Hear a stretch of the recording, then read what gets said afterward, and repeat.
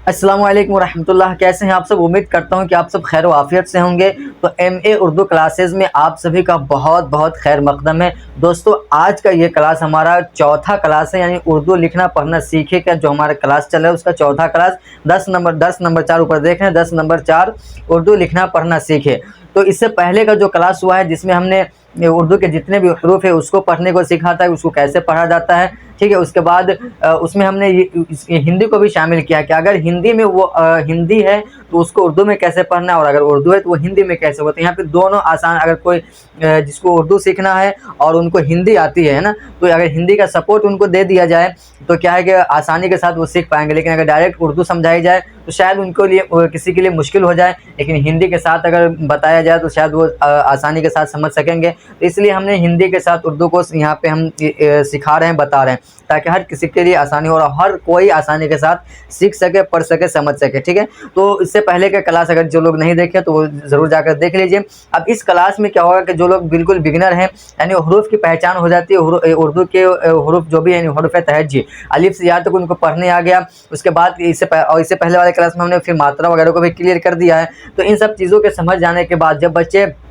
आगे बढ़ जाते हैं और जब उनको लिखने की बारी आती है तो एक बहुत बड़ा जो है कन्फ्यूज़न सामने आ जाता है। वो जब एक ऐसा कोई लफ्ज़ लिखना पड़ता है, एक हर्फ जब वो उस तरीके का लिखना पड़ता है तो उनको सोचना पड़ जाता है कि अब इस हर्फ को हम कैसे लिखें। बोलने में तो ये एक होता है, लेकिन असल में वो एक होता नहीं बल्कि दो हर्फों से मिल करके एक बना होता है। बोलने में तो एक ही आता है, एक ही तरह से बोला जाता है, ऐसा लगता है कि एक ही हर्फ है, लेकिन वो असल में एक हर्फ नहीं होता है, एक अक्षर नहीं होता है। हिंदी में अगर उसको देखेंगे तो एक ही रहता है, लेकिन जब उसको उर्दू में देखेंगे, उर्दू में जो उसकी शक्ल होती है वो दो हर्फ से मिलकर रहती है ना। तो इसी चीज़ को हम यहाँ पे सीखेंगे, समझेंगे, क्योंकि जो नए बच्चे होते हैं उनको इस तरह ये परेशानी सामने आ जाती है, ठीक है। वो कौन कौन से हरूफ है, जैसे ख है, झ है, ठ है, ढ है। तो ये हरूफ आप जब उर्दू कायदा पढ़ते हैं तो उर्दू कायदे में ये चीज़ें आपको देखने को मिलती है, लेकिन पढ़ने में तो आ जाता है, लेकिन जब लिखने की बारी आती है तो क्या है कि दिक्कत का सामना करना पड़ता है। समझ नहीं आता कि कैसे पढ़ना है, कैसे लिखना है। लेकिन अगर कोई याद कर लिया है, ठीक है, तो अगर याद कर लिया है तो वो तो लिख पाएंगे, पढ़ पाएंगे ना। लेकिन फिर कहीं जहन से बात उतर गई, अगर वो भूल गए कि भ कैसे होता है, भ की शक्ल क्या होती है, तो वहाँ पर वो जब भूल जाएंगे तो वो नहीं लिख पाएंगे, मुश्किल हो जाएगा। तो हमको क्या करना है कि इस चीज़ को हमको ख़त्म ही कर देना है कि अगर हम भूल गए हैं या भ जो हम याद किए तो उसकी शक्ल कैसे थी, तो उस चीज़ को हमको भूल जाना और उसकी शक्ल बनाना हमको सीखना है। तो इस क्लास में हम ये सिखाएंगे कि भ कैसे बनाते हैं, था कैसे बनाते हैं। अगर किसी को ये भारी लिखना पड़े तो वो कंफ्यूज हो जाते हैं कि आप भारी कैसे लिखेंगे, थाना लिखना है, छत लिखना है, घोड़ा लिखना है तो घ कैसे लिखाएगा, घोड़ा की जगह वो गोरा लिख देते हैं, है ना। या हर इसमें जितने भी हरूफ है सबको अलग अलग कर देते हैं। तो इस तरीके की परेशानी आती है। तो शक्ल जो हम याद किए होते हैं कि भ की शक्ल ऐसी होती है, ऐसे लिखा रहता है, तो उस चीज़ को हम छोड़ करके हम ये सीखेंगे, यहाँ पे ये सीखने की कोशिश करेंगे कि भ बनता कैसे है। जब हम बनाना सीख लेंगे तो फिर उसका भूलना मुश्किल है, फिर हम नहीं भूल पाएंगे। यानी जब भी उस तरीके का लफ्ज़ हर्फ हमको लिखना पड़े, था लिखना पड़े, झ लिखना पड़े, ढ लिखना पड़े, ख लिखना पड़े, तो हम आसानी के साथ लिख पाएँ, क्योंकि हम याद नहीं किए, हम रटे नहीं उसकी शक्ल को, बल्कि हमने उसकी शक्ल बनाना सीखा है। हमने ये सीखा है कि वो बनता कैसे, ठीक है। तो उसके बनाने का तरीका हम यहाँ पे सीखेंगे। चलिए, वीडियो को ज़्यादा लंबी ना करेगा, क्लास अच्छा लगे, वीडियो अच्छी लगे तो वीडियो को ज़रूर लाइक कर दीजिए, चैनल को सब्सक्राइब कर लीजिए, दोस्तों के साथ इसको शेयर कर दीजिए जो लोग उर्दू पढ़ने वाले हैं, उर्दू सीखना चाहते हैं, और ख़ासतौर से उन बच्चों को जो बिहार बोर्ड का इस बार एग्ज़ाम है, वो खा वो मैट्रिक हो या इंटर का हो, 12th या 10th जो भी कर रहे हैं उन तक आप इसको ज़रूर पहुँचाएँ, ताकि वो आसानी के साथ सीख सके और एग्ज़ाम में अच्छे नंबर ला सके, अच्छे से एग्ज़ाम में उर्दू लिख सके, है ना। तो चलिए क्लास को शुरू करते हैं। और उन हरूफ को जो कन्फ्यूज़न वाला है, जब वो मेरे सामने आता है तो हम सोच में पड़ जाते हैं, उसको हम सीख लेते हैं, समझ लेते हैं, ठीक है। तो सबसे पहले हम एकदम शुरू से करेंगे, और हम यहाँ पे उतने ही हरूफ लिखेंगे, वही हरूफ लिखेंगे जिसकी हमें ज़रूरत है ना। बाकी को हम छोड़ते हुए चलेंगे, क्योंकि वीडियो जो है ज़्यादा लंबी हो जाएगी। तो हम सिर्फ जो हमको समझना है उतना ही करने की कोशिश करेंगे, और ज़्यादा भी नहीं, 2-4 भी अगर पहला हम बताएंगे वो अगर आपने अच्छे से समझ लिया तो इंशाल्लाह और हमारे पूरे हरूफ इस तरीके आप समझ जाएंगे, है ना। तो पहले वाले को अच्छे से समझ लीजिए, बाकी हम एग्जाम्पल के तौर पर और उसको और देते रहेंगे, ठीक है। तो शुरू करते हैं क से। पहले देखिए क्या है ये क, ठीक है। क के बाद आता है क्या, ख। क के बाद आता है ख। हम इस क्लास में इंग्लिश को भी ऐड कर लेते हैं, ठीक है, ताकि और आसान हो जाए, क्योंकि जब जिस तरीके से क ख हिंदी में है तो इंग्लिश में बनाने के लिए उसमें हमको कुछ करना पड़ता है, कुछ एक्स्ट्रा चीज़ उसमें ऐड करनी होती है ना। तो उसी तरीके से जब फिर उर्दू बनाते हैं तो उर्दू में तो सिंपल एक तो है ही है, लेकिन उसमें हमको कुछ और ऐड करना है ना। तो हमको तरीका सीखना है, यानी शक्ल बनाना सीखना है, रटना नहीं है, या सिर्फ यूं ही याद नहीं करना, बल्कि हमको उसको सीखना है कि उसकी शक्ल हम कैसे बनाएंगे। तो अब देखिए क है ना, तो क की इंग्लिश क्या आती है, हम क की इंग्लिश जब करते हैं तो क्या आती है इंग्लिश, के, ठीक है। अब क को जब फिर ख बनाना होता है तो हम क्या करते हैं, सबसे पहले क्या करते हैं कि यहाँ से जो के है इस के को यहाँ पे लिख देते हैं, ठीक है, के लिख दिया। अब के लिखने के बाद अब ख बनाने की बारी है, तो ख बनाने के लिए हम क्या करेंगे, तो कुछ सोचना नहीं, यहाँ पे हमको एच लगा देना है। जब हम एच लगा देते हैं तो ये हमारा ख बन जाता है, ठीक है। अब एक चीज़ और यहाँ पे देखिए कि ये जो एच है, इस एच की हिंदी क्या आती है, ह, ठीक है, ह हिंदी है। अब फिर ह की उर्दू क्या आती है, तो ह की उर्दू आती है या तो ये वाली है, ये है आएगा, ये वाला है आएगा, या फिर ये वाला, ठीक है, या फिर ये, ठीक है। ये उर्दू में 3 ह, हिंदी में 1 ह, इंग्लिश में एक ही एच है जो ह का माना देता है, लेकिन उर्दू में जो ह है वो 3 तरह का होता है, ठीक है। तो ये चीज़ कब समझ में आए, जब हम जितना ज़्यादा हम उर्दू पढ़ेंगे उस हिसाब से क्लियर होता चला जाएगा कि कौन सा है हमको इस्तेमाल करना है। लेकिन इतना याद रखिए कि उर्दू में जब भी इस्तेमाल होगा तनहा, तो ये दोनों है इस्तेमाल होंगे, ये वाला है इस्तेमाल नहीं होगा, क्योंकि ये अरबी में इस्तेमाल होता है। अगर उर्दू में हम इसको तन्हा इस्तेमाल करेंगे तो वो कुछ और बन जाएगा, ठीक, उसका माना ही कुछ और हो जाएगा, ठीक है ना। तो ये तन्हा उर्दू में इस्तेमाल नहीं होता है। उर्दू में जब भी इस्तेमाल होगा तो किसी दूसरे हर्फ के साथ जुड़ करके इस्तेमाल होगा, और जब जुड़ता है तो कैसे जुड़ेगा, क्या होगा, क्या माना बनता है और किस तरीके का साउंड आता है, इसको जुड़ने के बाद उस चीज़ को क्लियर करेंगे, ठीक है। और अगर तन्हा सिर्फ हा लिखना हो तो या तो इसको लिखेंगे या फिर इसको लिखेंगे। तो हमको यहाँ पे क्या देखना है, ये सब जो है एक ही है, ठीक है, ये सब एक ही तरह का है। तो हमको यहाँ पे जो हमको लेना है, इन दोनों को छोड़ देना है, ठीक है, इन दोनों को हमको इस्तेमाल नहीं करना है, सिर्फ और सिर्फ हमको यहाँ पे इस वाले हे को इस्तेमाल करना है। बस इतना याद रखना है कि एच की हिंदी आती है हे, ठीक है, और हे के ह, और ह का ये उर्दू क्या है, है, और ये छोटी है और ये 2 चश्मी है, ठीक है। तो अब जो हम हमको यहाँ पे जो सीखना है और जो काम यहाँ पे करना है उसमें क्या है, हमको इसको इस्तेमाल करना है, इन दोनों को छोड़ना है। अब क्या करना है, अब यहाँ देखिए क था तो क यहाँ पे है, उसके बाद हमने ख बनाया था, ठीक है। तो ख बनाने के लिए क्या किया था, के को यहाँ पे डाल दिया था और एच को यहाँ पे ऐड किया था। अब आइए उर्दू करते हैं इसको। तो क की उर्दू आती है काफ, ठीक है, और क की उर्दू सिर्फ काफ ही नहीं, एक उर्दू में जो है 2 काफ आता है, एक ये काफ है और एक ये वाला काफ है, इसको बड़ी काफ कहते हैं, ठीक है।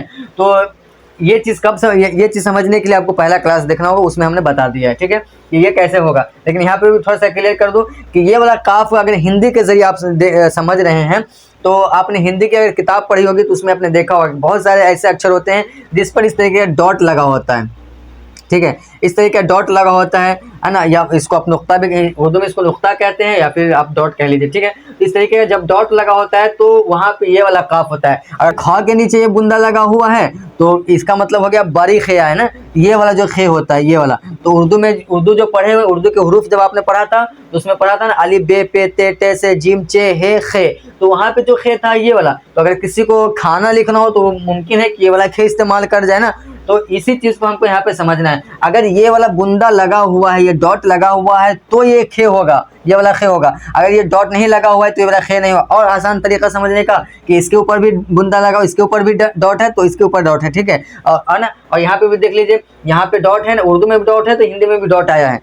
अगर और ये इसमें डॉट नहीं है तो यहाँ पे भी डॉट नहीं होगा। तो अब हमको यहाँ पे ये नहीं समझना, जो हमको समझना है जल्दी से तेज़ी से आगे बढ़ते हैं, ठीक है। डॉट को हटा दिया, तो जब डॉट को हटा दिया तो यहाँ पे कौन सा काफ होगा, ये वाला काफ होगा। अब इसको हमको ख बनाना है, तो ख कैसे बनाना है वो देखिए। ख बनाने के लिए इंग्लिश में क्या किया था, ख बनाने के लिए के को तो यहाँ पे रख दिया था, एच जोड़ दिए थे तो ख बन गया था। अब उर्दू में क्या करना है, उसी तरीके से यहाँ पे करना है कि काफ को हमको यहाँ पे लिखना है, लेकिन क्या करेंगे, आधा काफ लिखेंगे, पूरा काफ नहीं लिखेंगे, आधा काफ लिखेंगे, काफ। और इस एच की जगह हमको यहाँ पे हे जोड़ना है। तो कौन सा है, ये वाला हे को यहाँ पे ला करके जोड़ेंगे तो ये बन गया ख, बहुत ज़्यादा मुश्किल नहीं, बहुत ही आसान है, बस थोड़ा सा अगर जहन लगा कर समझ लीजिएगा तो बिल्कुल आसानी के साथ आप इस तरीके से लिख सकते हैं। चलिए तेज़ी के साथ और भी देख लेते हैं, ठीक है। क ख, अब क्या है ग और फिर है घ। तो ग की उर्दू आती है इंग्लिश है, इंग्लिश पर इसको करते हैं, इंग्लिश है जी, और फिर घ बनाने के लिए जी का जी उतार दिया और एच लगा दिए तो बन गया घ। अब उर्दू में क्या करेंगे, उर्दू बनाने के लिए जो यहाँ पे हमने प्रोसेस किया था सेम प्रोसेस यहाँ पे करना है, ठीक है, कोई ज़्यादा मुश्किल नहीं है। ग की उर्दू आती है गाफ, ग की उर्दू आती है गाफ, और डॉट डॉट का मसला यहाँ पे भी है, अगर डॉट लग गया तो ये गाफ नहीं, अब ये गैन हो जाएगा, है ना, डॉट लग गया तो गैन। अब देखिए गैन में भी डॉट है, इसमें भी डॉट है, अगर यहाँ पे डॉट है तो यहाँ पे भी अगर डॉट वाला ग है तो इसका मतलब गैन होगा उर्दू में, ठीक है, अगर डॉट वाला ग नहीं है तो इसका मतलब वो गाफ होगा, ठीक है। इस चीज़ को समझना है, तो इसको वो पहला क्लास जो है उसमें बताया गया है। अब घ बनाना है उर्दू में, तो क्या करेंगे, यहाँ पे जो हमने किया था इंग्लिश में जो जैसे किए थे सेम वैसे करेंगे कि जी को जी उतार दिया था, एच लगा दिए थे तो घ बन गया था। अब उर्दू में क्या करना है, जैसे इधर किया था वही चीज़ यहाँ पे करेंगे कि गाफ को आधा लिखेंगे, आधा गाफ लिखा और इसमें हे को जोड़ दिया, कौन सा है, ये वाला है जोड़ दिया तो ये बन गया घ, ठीक है। क ख ग घ बन गया। अब देखो च छ का बनाना हो, ये है च और ये है छ, ठीक है, तो इसमें क्या करना है, सी एच से च होता है और सी डबल एच से छ, ठीक है। अब इसको उर्दू करना है तो हम कुछ नहीं करना है, जो चीज़ हम यहाँ पे करते चले वही चीज़ करते चलेंगे। च की उर्दू आती है चे, और छ बनाने के लिए आधा च और इसमें हे को जोड़ देंगे तो बन गया छ, ठीक है, च छ। अब ज झ देख लीजिए, इसी तरीके से ज और ये है झ, तो ज की उर्दू इंग्लिश पहले कर लेते, तो जैसे ज जे एच झ। उर्दू करने के लिए कुछ नहीं करना है, ज की उर्दू आती है जिम, जिम, और इसको ये झ बनाना है तो यहाँ पे जो जिम है इसका हम आधा करेंगे ज और इसमें हे को जोड़ देंगे तो बन गया झ, ठीक है। च छ ज झ भी बन गया। इसके बाद ट ठ देख लीजिए, ट ठ, तो टी से ट, टी एच ठ, ये हो गया। अब ट की उर्दू आती है टे, और ठ बनाने के लिए आधा टे और इसमें हे जोड़ देंगे तो बन गया ठ, ट ठ। फिर क्या है ड, ड ढ, तो क्या होगा, डी से ड, डी एच ढ, उर्दू ड की डाल। अब ढ बनाने के लिए डाल को पूरा का पूरा यहाँ पे डाल दिया, डाल, और एच की जगह हमको हे को लाना है, हे ला दिए बन गया ढ। अब देखिए आप ये सोच रहे होंगे कि यहाँ पे ट के साथ हे को जोड़ दिया, जिम के साथ हे को जोड़ दिया, काफ के साथ हे जोड़ दिया, ग के साथ गाफ के साथ हे को जोड़ दिया था, यहाँ ड के साथ हे को क्यों नहीं जोड़ा। तो यहाँ देखिए बहुत कई सारे हरूफ ऐसे हैं जो कभी जुड़ते हैं और कभी नहीं जुड़ते हैं, तो इसके बाद का जो क्लास होगा उसमें हम ये सीखने की कोशिश करेंगे कि कौन कौन से हरूफ है जो जुड़ते हैं और नहीं जुड़ते हैं, और कब जुड़ते हैं और कब नहीं जुड़ते हैं, ठीक है। तो इसके बाद का जो क्लास आएगा उसमें सीखने की कोशिश करेंगे इंशाल्लाह। तो यहाँ पे क्या हो गया, ट ठ ड ढ। अब आगे आता है त थ, तो टी से ट, टी एच ठ। अब त की उर्दू है ते, और थ बनाने के लिए आधा ते और इसमें हे जोड़ देंगे तो बन गया था। मैं और इसके अलावा और भी जो हिंदी के अक्षर है उसको मैं यहाँ पे नहीं लिख रहा हूँ क्योंकि उसका यहाँ पे मतलब नहीं है ना, उसको हमको यहाँ पे नहीं बताना है। तो जो चीज़ हमें यहाँ पे समझना है उन्हीं चीज़ों को मैं यहाँ पे लिख रहा हूँ, ठीक है। तो त था, उसके बाद है द और ध, तो डी से ड, डी एच ध। तो द की उर्दू आती है दाल, और ध बनाने के लिए दाल को यहाँ पे डालेंगे और एच की जगह हे डाल देंगे तो ध बन गया, त थ द ध। अब आगे देखिए क्या है, प फ ब भ, ठीक है, इतना देखते हैं। तो प की पहले इंग्लिश कर ले, तो पी से प, पी एच फ। अब उर्दू करने के लिए प की उर्दू पे, है ना, अब फ बनाना है तो पे का आधा प और इसमें ह को जोड़ देंगे तो बन गया फ। कुछ ज़्यादा मुश्किल नहीं, एकदम आसान है। एक अगर आपने ऊपर का समझ लिया है तो उससे आप पूरा बना सकते हैं, ठीक है। उसके बाद क्या है ब, तो ब की उर्दू आती है बे, और ना सॉरी पहले इंग्लिश करते हैं, ब की इंग्लिश बी, और उसके बाद फिर इसमें एच लगा दी, इस बी के साथ एच लगा दिया तो बन गया भ। अब उर्दू कर लीजिए, तो ब की उर्दू बे। अब भ बनाने के लिए आधा बे और इसमें हे जोड़ दिया तो भ बन गया। क्या क्या हुआ, क ख ग घ, उसके बाद च छ ज झ ट ठ ड और ढ त थ द ध, उसके बाद प फ ब भ। तो ये इतनी यही हुरूफ जो है हमें हमेशा कंफ्यूज करता रहता है कि हमको कैसे लिखना है। अगर ये हुरूफ के साथ अगर कोई लफ्ज़ लिखना होता है तो हम मुश्किल का सामना करना पड़ता है। बच्चे सोच में पड़ जाते हैं कि वो कैसे बनेगा, ध कैसे बनेगा, थ कैसे बनेगा, ढ कैसे बनेगा, है ना। तो अब इंशाल्लाह रहमान वो दिक्कत नहीं होगी, क्योंकि हमने यहाँ पे जो सीखा है यानी डायरेक्ट उसकी शक्ल बनाना सीखा है। उसको हमने याद नहीं क्या रटा नहीं है कि ढ की शक्ल ये है ना, ठ की शक्ल ये है, झ की शक्ल ये है, ख की शक्ल ये है। ये हमने याद नहीं किया कि ऐसे लिखा रहता है। एक होता है ना कि याद कर लेना कि ऐसे ऐसे घुमा हुआ था, ये था, ये था, इस तरह से घुमा हुआ था। तो ऐसे हमने शक्ल नहीं याद किया बल्कि उसको तोड़ दिया कि इससे पहले क्या था, इसमें कौन कौन सा हर्फ है, तो एक काफ है, एक हे है। जब दोनों को हमने एक साथ जोड़ दिया तो बन गया ख। इस तरीके से हमने बनाना सीखा है, ठीक है। अब कुछ अल्फाज को हम यहाँ पर लिखेंगे, ज़्यादा नहीं, ताकि वीडियो लंबी ना हो जाए, ज़्यादा नहीं, 2-3 अल्फाज समझने के लिए लिख करके देखते हैं। जैसे ख से लिखते हैं, ठीक है, ऊपर से शुरू करते हैं, ख है ना। तो ख से अगर किसी को लिखना हो खाना, जैसे हिंदी में है, हिंदी में लिखा हुआ है खाना, या किसी ने बोला खाना, ठीक है, खाना लफ्ज़ बोला, तो उसको उसको हमको उर्दू में लिखना है। तो क्या करेंगे, सबसे पहले क्या करना है वो देख लेंगे, ख। तो ख को क्या करना है, इंग्लिश में हम कैसे करते हैं, चलो इंग्लिश में रोमन इंग्लिश लिखते हैं, ठीक है। तो KH से खा, NA से ना, खाना। अब इसको उर्दू में ट्रांसलेट कर देंगे, ठीक है। कैसे करेंगे, यहाँ पे जो चीज़ हमने प्रोसेस किया था वही करेंगे, ठीक है। तो क्या करेंगे, के की जगह क्या करना है, हमको आधा काफ लगाना है। के की जगह हमने आधा काफ लगाया, एच की जगह हमको हे लगा देना है।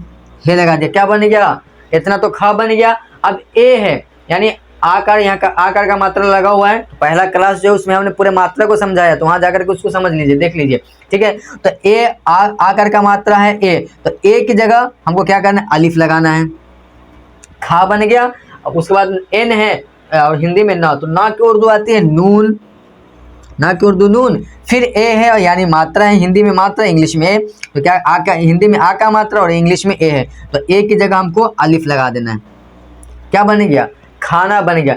अब एक दो और देख लेते हैं, वो एक, अब जैसे छत लिखना हो किसी को, छत, तो छत कैसे लिखेगा, तो च के बाद है ना, च इससे पहले च आता है, तो च कैसे बनाया था, CH से च और CHH से छ बनाया था ना, CH से च, CHH से छ।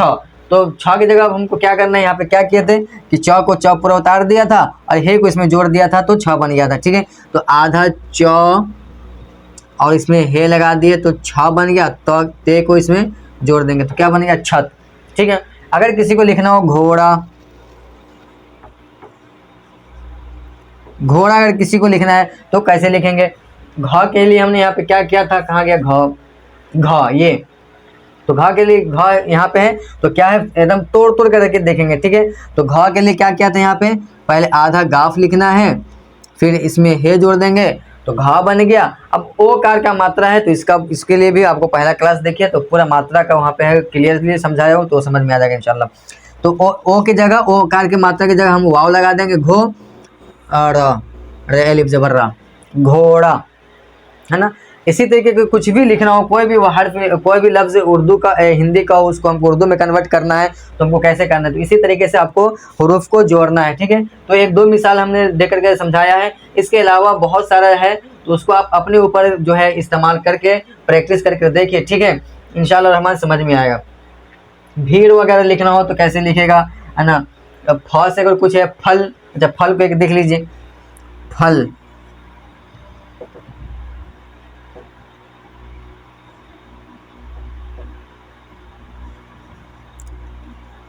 ये है फल, ठीक है। तो फल को क्या करना है, कैसे करना है, कुछ नहीं करना है, आधा पे इसमें हे को जोड़ेंगे, फ बन गया, और लाम को इसमें जोड़ देंगे तो बन गया ये फल, ठीक है ना। तो बहुत ही आसान है, कुछ मुश्किल नहीं है। ये सारे हरूफ जब जो नए बच्चे होते हैं उनके सामने अगर ऐसा आता है तो कंफ्यूज हो जाते हैं कि हम कैसे लिखेंगे, क्या लिखेंगे।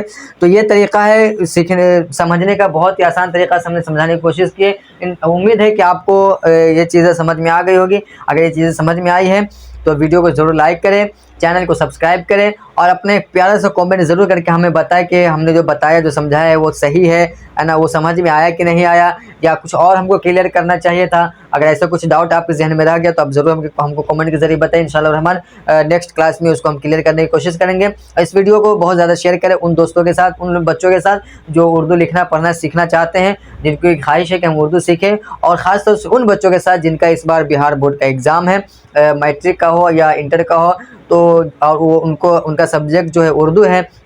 तो ये अगर और उर्दू को पढ़ना नहीं जान रहे या सीखने की कोशिश कर रहे हैं तो उनके लिए आसानी होगी, ताकि वो एग्ज़ाम में जब जाएँ तो आसानी के साथ लिख सके, पढ़ सके। उम्मीद है कि ये सारी चीज़ें आपको अच्छे तरीके से समझ में आई होगी। अगर समझ में आई है तो वीडियो को ज़रूर लाइक कर लीजिए, चैनल को सब्सक्राइब कर लीजिए और तमाम के साथ शेयर करते रहिए। फिर मिलते हैं अब नेक्स्ट वीडियो में। यूँ ही आप सब हंसते रहें, मुस्कुराते रहें, खुश रहें, शाद रहें, आबाद रहें। जब तक के लिए अल्लाह हाफिज़।